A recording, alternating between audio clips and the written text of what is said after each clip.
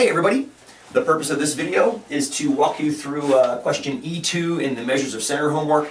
This is the one that said if you take a data set that's given to you in the book, it's a certain finite values, I think there's 12 of them, and you decrease each of those data points by 5, what happens to your average and your median? If you looked at the video for E1, it's similar, but instead of being a linear decrease, it's a multiplicative change in E1. Something very similar happens here. I give you the answer in the homework. If you decrease each data point by 5, you decrease the overall average by 5, and you also decrease the overall median by 5. We're going to attack the average today in this video, and we're going to leave the median be, because if you understand this again for the average, you'll totally understand it for the median. So it starts the same as E1. You've got a certain data set done abstractly. If this abstract notation doesn't make sense, go on back and watch the video for E1 where I kind of explain what that means. And here's your general average given to you in symbolic form, and then also kind of an expanded form. And again, if those symbols don't make sense, go back and take a look at the homework for E1.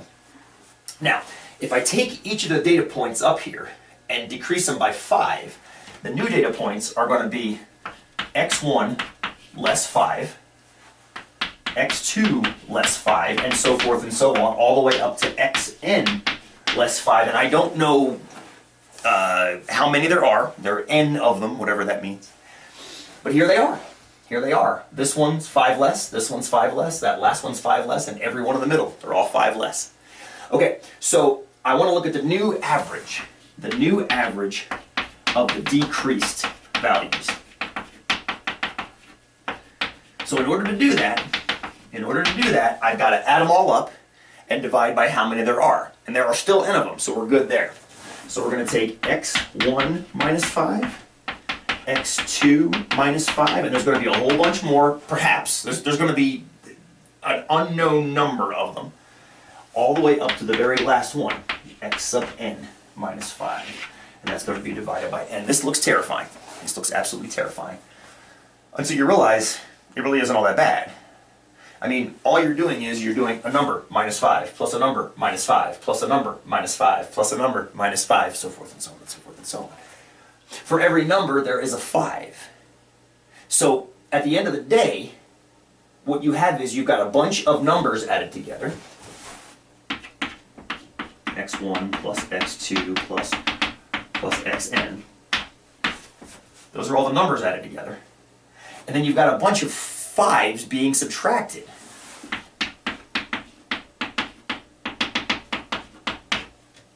And there are n of those 5s. And that's all going to be divided by n.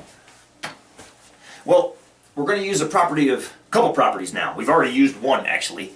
We switched 5s and n's, and we moved things around using associative and commutative properties. What we're now going to do is we're going to use the fact that this plus this over this can easily be written as x sub 1 plus x sub 2 plus x sub n all over n. That's this divided by this, plus all those negative 5s. Now I'm going to also use a property of mathematics called the distributive property here. And I can factor out a negative 5 from each of these guys and leave a 1 behind. Or, you know what, forget that. How many negative 5s are there? There are n of them. So you're going to have n times negative 5 also over n. There, that's much easier than distributive property. It's the same thing, and we did technically use the distributive property. So now, take a look at what you have. Just like it did in the previous video, this looks familiar. And it should, because that is the original average. So that guy right there is just the original value of the average. And then over here, if you take a quick look at this guy over here, your n's cancel, and you're left with minus 5. So it's really the average plus a negative 5, which is the average minus 5. And what we were trying to show in the whole point of this was to show that if you take each data point, decrease it by 5, the average will also be decreased by 5. And there you go.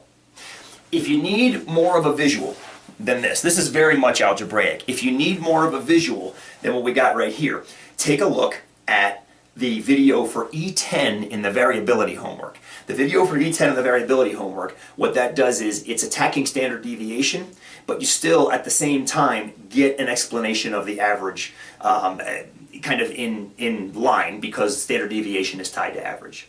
Hope this helped.